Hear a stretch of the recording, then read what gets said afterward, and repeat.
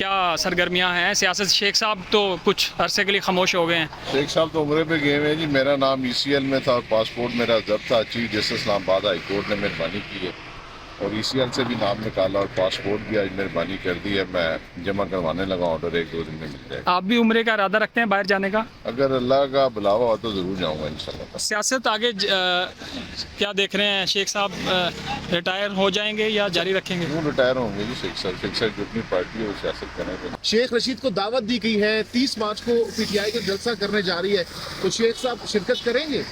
वो अपना जवाब खुद ही देंगे। वो तो उम्रे पे गए हुए हैं। अच्छा, उम्रे से वापस आएंगे तो बताएंगे जाएंगे कि नहीं जाएंगे। तो आप उनको क्या मशवरा देंगे? जाना चाहिए उनको जलसे में PTI के? वो अपना फैसला खुद करते हैं जी, मेरे फैसले पे नहीं चलते। आपके हल्के में क्या हुआ? असर नताइज को आपने चैलेंज नहीं किया? आप तस्लीम करते हैं जो नताइज आए हैं सामने? नहीं, नताइज क्या तस्लीम करते हैं? ना पोलिंग कैंप था, ना पोलिंग एजेंट था, ना पोलिंग स्टेशन था। हाँ। और धांधली जिस तरीके से की गई है, हमें तो ना कोई जलसा करने दिया, ना जुलूस करने दिया गया। 22 दिन के लिए शेख रशीद को अंदर कर दिया गया। ये कौन सा इलेक्शन था?